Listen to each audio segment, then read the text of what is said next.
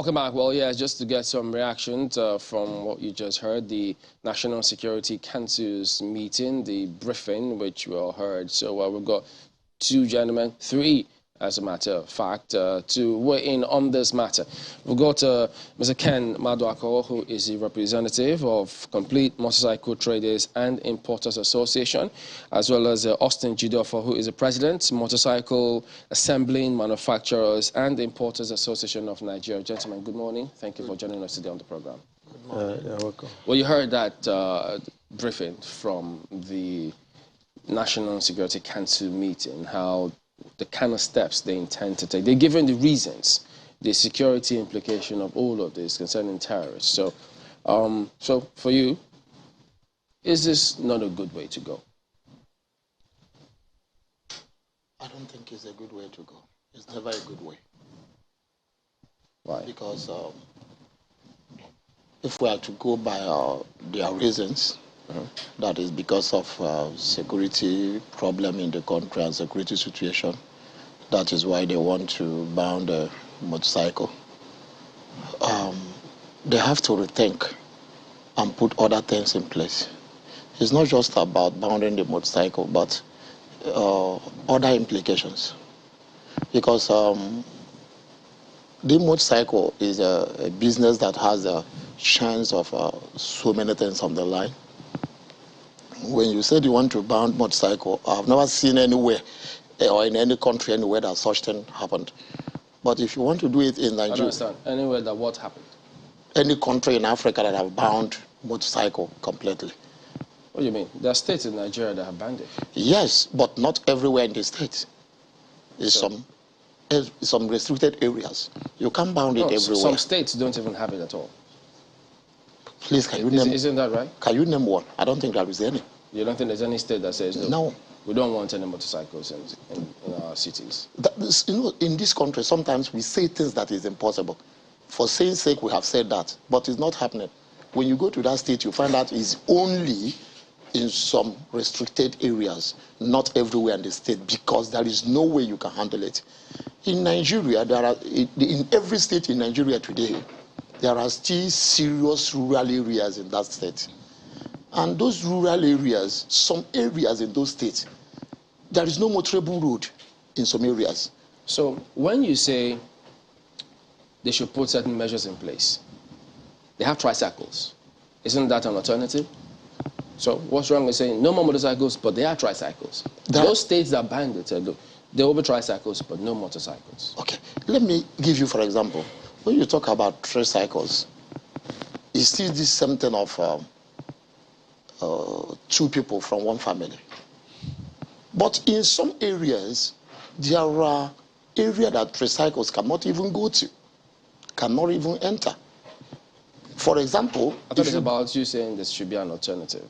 So now it's not just about the alternative. I said they can talk about banning motorcycle, but there are things you need to put in place before you talk about that. Which is an alternative. Which is an alternative. Is tricycle not an alternative? No. It's not an alternative. It's not. Because there are some areas that tricycles cannot even enter. You know, those of us that live in Lagos... But it's the same thing. There are areas that motorcycles don't also go to. But that is the last resort that goes to the end. Because when you talk about, most of us that live in developed and urban places, we say all these things because we think we think it's possible because of where we found ourselves. What of the people that lives in the villages where there is no motorable road?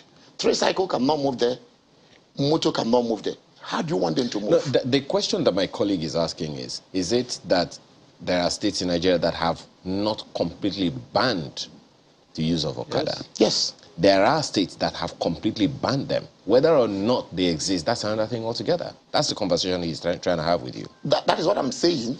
Those areas that was banned, those areas that they banned motorcycle, or those states, they said they have banned motorcycle. Yes, they said they have banned it in that state. But still... They didn't say they banned it. They banned it. They banned it, Rivers State, Kano State, to mention just two. Okay. The fact that they exist in those states does not mean that they were not banned, that the ban was reversed. It was because people just refused to abide by what government said. This is one of the things that baffles me in this country. we say things that we know is not possible, and we just say it for saying sake. If you go to Kano today, Kano have the highest number of Okada riders. So if the government, for instance, decides... So the government just one come second, to TV and just say, one second, just one second, sir. If the government decides at the time and say, okay, there's a clampdown on all these bikes because they have been banned, and they go, you know, and harvest all of them and crush them, is it against what government has said? Is that anti-people? It's not anti-people because you said you have bound it, but it's anti poor people that cannot be able to afford the life you are forcing them to live. Is anti-human feelings for those people that are not in that level. Is this about saving your business? Not really, but it is part of it, because the issue of banning motorcycle in Nigeria, this is the first time the critical stakeholders are talking about it. We have not come to any national television to discuss about this. What do you mean critical stakeholders? States are not critical enough? No, I mean the business people that are involved in the business. I'm talking about the traders, the importers, the assemblers. This is the first time we are talking about it. We used to hear about state governors banning motorcycle in some areas in the name of insecurity. You don't believe it? No, why? No, we believe in what they are doing, but then we see that it doesn't work. That they said motorcycle is the cause of the insecurity, and we find out that security there is increasing every day, whereas they have replaced with tricycle. Well, so what I'm saying is that it is not as if the federal government cannot borrow the leave from what the state governors have done in their various states by banning motorcycle in places they felt bandit is disturbing there, to give it a trial, if that should solve the problem. But to wake up and say you are banning motorcycle in the entire country, you look at it as if they didn't think about it very well. Because, like my friend said here, no country in the world, I'm not only talking about West Africa, have woke up and said they are banning motorcycle. But which country? No, let me go. Including America, there is motorcycle. So the question is this: which country in the world has built an effective transport system based on commercial motorcycles?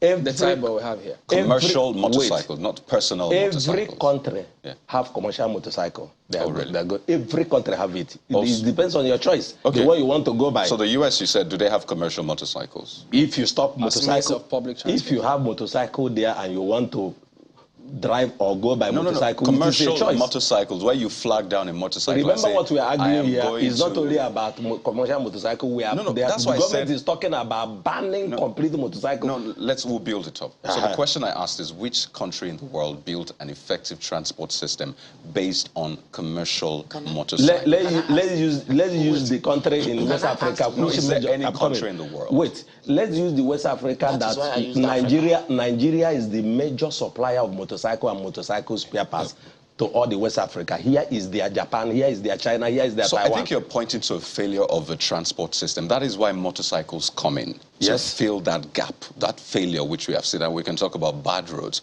we can talk about hinterlands, people trying to get access there. So essentially, it is as a result of the failure of the transport system that we have motorcycles. No, and that's the point. It's not as a result of failure of the transport system that we replace with... But that was the point you made, that some people can't, they need to get to rural areas, the roads are bad. Those are the points you made. That contributes also. That contributes. Motorcycle. What we are discussing here is that the federal government is saying about insecurity. Don't deviate. Okay, no, you talking actually about said insecurity. no nation We are not talking about transportation here. We are talking about the motorcycle contributes the insecurity we are having in this country. Right. And so we want to deal with the issue. That's noted. Is it motorcycle? Which we know that it can contribute only 6 or 5% on insecurity. Okay. The rest is motor. This was in response to the point you made. Issue of banning any vehicle in Nigeria. This was in response to the point you made about has any country banned motorcycle. And this point is about, you talked about commercial motorcycles helping people reach their locations and all of that. But back to the point now. So the government has not said we're banning motorcycles across board. They just said it's a consideration, and I'm sure you're aware of that, Yes. that this is still a consideration. I want to cut to their conscience. Okay, good. So there's no blueprint on whether or not they will ban motorcycles across the nation, whether or not they will choose specific locations, whether or not it will be commercial motorcycles that will be banned, or a certain level of motorcycles that ceases. But when you have to choose between insecurity, and you've seen some of these attacks, some of these terrorist attacks, the kidnappings, the attack on Kuje, and you hear that these terrorists come in droves with motorcycles, dozens, sometimes they even put the figures at hundreds. I'm trying to ask a question. I want to ask you a question on this now. You can't ask a question while I'm asking a question. Okay. Pardon me, I'm trying to land. So when you hear those reports, how do you weigh it? Are you providing a solution to government, saying, don't go this way, this is what you should do instead? Because you talked about alternatives. So is there an alternative for government? Look at it here. If bandit is disturbing with motorcycle in North, it is not so in South. So you don't wake up and say motorcycle is being used to do banditry in North, because all the states have their peculiarity in insecurity. I hope you understand. So for government to say that they are using motorcycle to do banditry in North does not mean that we're not suffering our own insecurity in the South, which is used by vehicle. Do you have figures? I hope you understand what I answered now. Hang on a minute. Do you have documents or figures to support your claim? Because this is the outcome of a National Security Council meeting we're talking about here. So they have huge security considerations. As I'm talking to you here, do you have counter information? A letter have been written to the Minister of Interior, the Attorney General of Federation, the Senate President. With what? With facts? With facts and figures. That Those, even in the state government, in various states in Nigeria that are banned it, the insecurity is still there. So that's not the problem. No. So the facts again is that what I asked is, could you hang on a minute? Wait, let me finish. Let me tell you the facts there inside that letter. Inside that letter, the facts there is which letter? From who to who? From the association. Which association? You've just mentioned it. There are two separate ones. Yes, the two associations. They have written to all these agencies for them to know the implication on economy.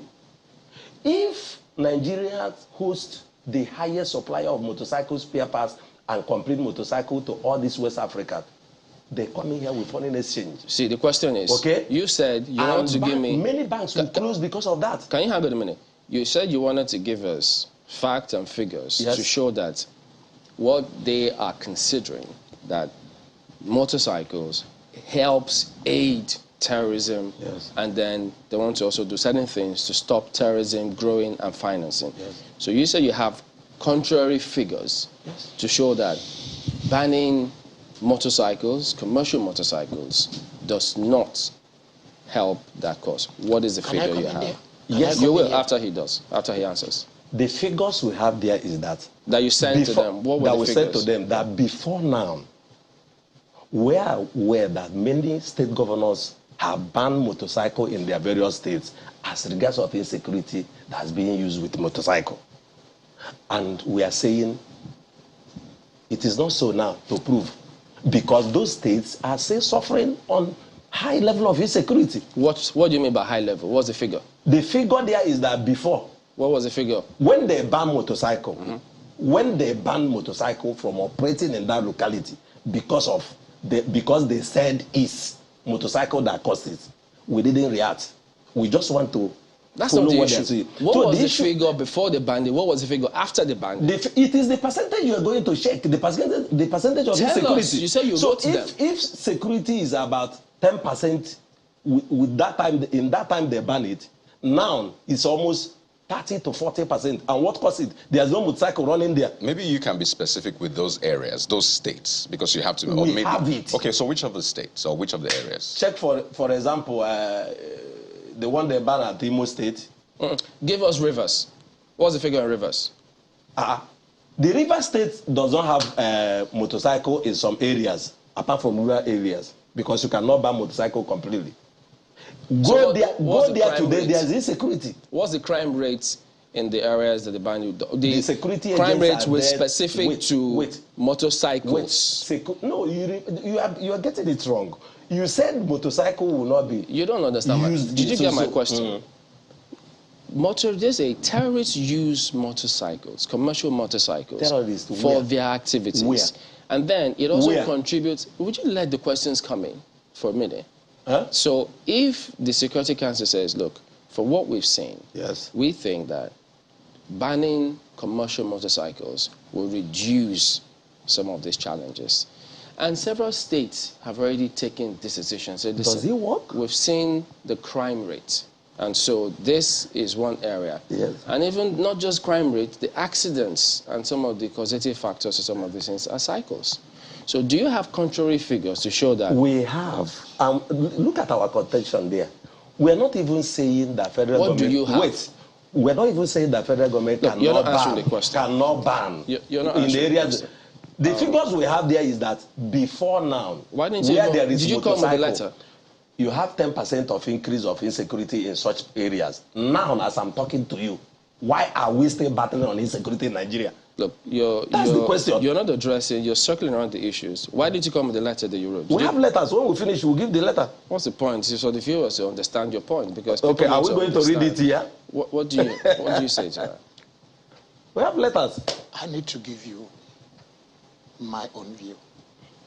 It's not about protecting a business. But it sounds like it's about you saving your business. It's part of it. Because bank is involved. So you're not even on the same page. Let me, it's not about saving business. But many people are going to be I off. think at my level, I have so many other business I do. So even if the motorcycle is no more coming into this country, I am not bothered. It won't affect me, neither will it affect my children. But in a situation like this, you look beyond yourself. You look beyond what you think. You know, in this business, when you talk about motorcycle business, it looks as if it's the people importing motorcycle. Or you look about, it's about the people selling the motorcycle. But no. When you ban motorcycle, you look at the farmers in the rural area where government did not provide any road for them. The only means of bringing their crops out from the farms is that bike, because there is no road. You look at the people living in Ebonyi State, where there is no road at all. You look at the people living in far place in Abia State, where there is no road. You come to Anambra, you look at people living in Obiofia, Newish, and the rest of them, where there is no road. Let me land. I'm going to give you everything about it, including the security. You know we don't have all the time. I know, I'm rushing it. When you look at it, you find out that when you say you have banned the motorcycle everywhere, you have cut off those people and add more to their problems, including the mechanics, the laborers, the spare parts sellers, and whatever, you have thrown all of them out The vulcanizers. to the society. Empty-handed, what do you expect? And insecurity will Then increase. on this Can you hold on security, so that he can make on this security, as you said, I want to ask, in Abuja, motorcycle has been bound there for long. How comes more than 200 motorcycle entered into Abuja and went to Kuje prison when it's bound not to enter there? Where are the security agents that allow those motorcycles to pass freely, unchallenged, and went to that place? In Kaduna State, let me finish. In Kaduna State, motorcycle has been bound in the main town of Kaduna State. How comes motorcycle went to airports to block the flight? Even if you ban motorcycle in Nigeria, I'm giving you an excuse. I'm trying to give you clear this thing. Even if you ban motorcycle in Nigeria today, that motorcycle cannot be coming in through the seaport or any other way. What if the bandits now drove it from Cameroon border, your as they have been doing, still come in and do what they want to do? So your point is, because perhaps the authorities did not enforce, or there are maybe one or two slips with the enforcement of the ban, it should be unbanned. So that to you constitutes the fact that that's the reason why it should be unbanned? That's your point? That's not my point. When you say you are bounding motorcycle in main cities like Lagos, in main cities like Abuja, in main cities like Oka, Anambra, and the rest of them, nobody is agreeing that. But you can't say you are banning it everywhere in Nigeria. You are going to throw millions of Nigerians into deeper problem. Well, government hasn't said they're banning it everywhere. I think it's important to keep reiterating that. But in areas that we've seen the ban, in Lagos, for example, where there's been ban in certain areas, how much has that affected your business? No, we don't have problem with it. Okay, it has not affected the demand for motorcycles. When I want to talk here, I told you it's not about me. Okay, but you said that it's also about the business. I said if it is banned in some places, in some places in states, it's not a problem with us. Let them ban it and see the good effect or bad effect. But the issue is that banning it entirely in the whole country is what we are saying is. Now let's imagine, for instance, I mean, it's not just about business for you. I'm sure you both are equally concerned about the insecurity challenges that the country is facing. Sure. Now, you have also heard the contribution of the use of motorcycles by those who perpetrate these crimes, this insecurity, right? Yes. In the north. Beg your pardon? In the north. In the north, okay. So let me even ask you, in the event that you are called to a table and say, look, guys, these are the challenges that we are having. This particular kind of vehicle is being used so prominently in fostering these things, especially in these hinterlands, because a sizable number of insecurity has been in the local areas. What would you be saying to governments? Good.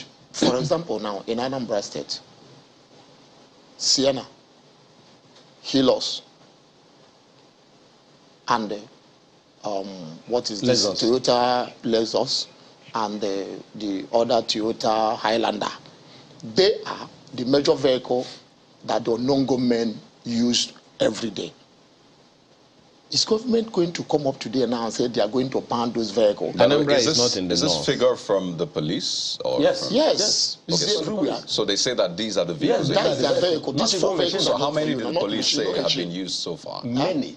Many. Did the police say many? Or even yesterday, police recovered in Ehala 1 Hilos, 1 that Highlander, the Lexus, and the distance. Are these in the areas? Are these in the areas that are not motorable? I mean, this area now. These ones that you've given examples. They are motorable. That's the point that I'm making. I'm asking you as someone who deals with motorcycles, not as a car dealer. As a motorcycle dealer, and government calls you and says, these are the challenges that we are having, this is why we are having these challenges, what would you be telling government? We will tell government. I'm asking him. Just 1 second. I'm asking him. The advice I will give is the states, if you know the states where they are using this motorcycle to do those things, you ban it in that state. You don't ban it everywhere because it's not being used in the east. Neither is it being used in the west. That's the point. It's being used in some states, few states in the north. Gentlemen, hang on a minute. Some states in the north is peaceful. Hang on. We have Mr. Austin Isabel, former AIG of police. He joins us virtually. Good morning, and thank you for joining us on the program today. Well, this is a decision that the government is considering taking. They've said there will be, there'll be some of those who ought to bear with them about this. So, haven't been in the service. What's your impression about this government's plan? Thank you very much, Mr. Chamberlain. I think the proposed decision by the federal government to ban motorcycles all over the country is not a very good decision. The government can ban the use of motorcycles in all the state capitals, but they should leave the rural areas alone, because in the rural areas, you don't have good roads, and most of the roads are not motorable. So the ban should be limited to the state capitals all over the country. Okay, so could you give us the perhaps security implication of some of this? Because government says this is contributing largely to terrorism activities, and they want to see how they can nip that in the bud. Okay, the government supposed to have conducted an investigation as to why majority of people are going into Okada business. They should do that first. Many Nigerians are going to the Okada business because there are no jobs anywhere. There are no jobs anywhere. So the Okada business is what I will say it as it is a last resort for unemployed Nigerians, especially university graduates. Those involved are mainly university graduates. So there are no jobs. The best bet now is to buy a motorcycle and be using it for commercial purposes. So the government cannot try to solve insecurity in the country and at the same time promoting insecurity. When you ban, you are into it, which will not help the cost of security when people are not employed. So the ban should be limited to the township, that is the state capitals, and not the rural areas, because majority of our rural roads are not motorable.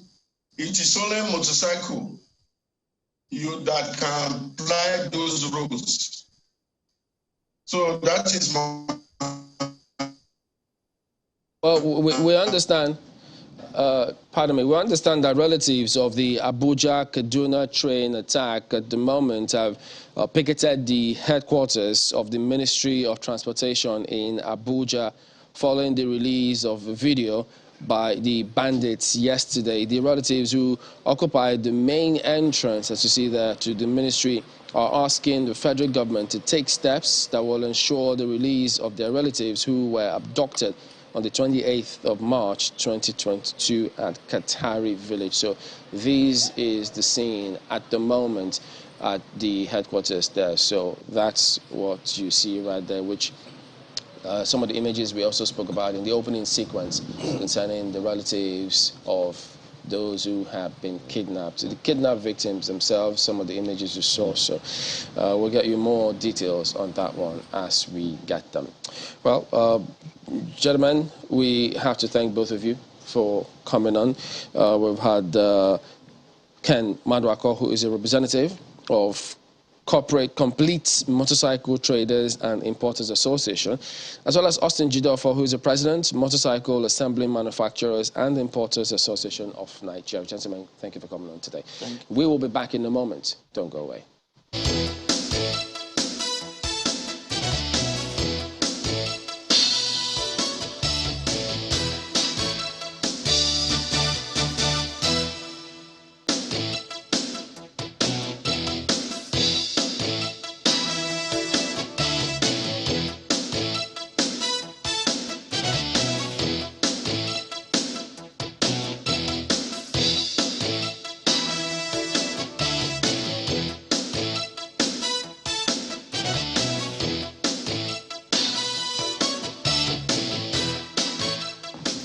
Welcome back. Well, just before we get to His Excellency, let's wind down with Mr. Aisaba, former AIG of police. Now, this other narrative about the kidnapped victims of the Abuja-Kaduna train, they've been speaking out about it. The government has put up a statement concerning how they feel the president has done more than enough of what is required of him. The armed security agencies know what is expected of them. But at the moment, members are still in captivity. What is your impression about how to go about it, especially when people think this is a security failure? Ms. Aisaba, that's for you. Very much, Mr. Chamberlain. Yes, thank you very much. My name is Ambrose Aisaba, not Austin Aisaba. Thank you. That train kidnap is an unfortunate incident. I think the problem is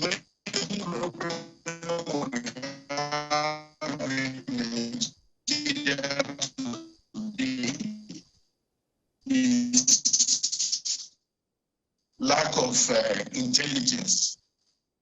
When you want to fight insecurity, you sent in the Nigerian security architecture. So that for the government to concentrate on that, the better for the country. Because without intelligence, intelligence community are not viable enough, and they are not viral also enough. So the government should concentrate their attention on that area. All right, well, we apologize for the quality of the audio.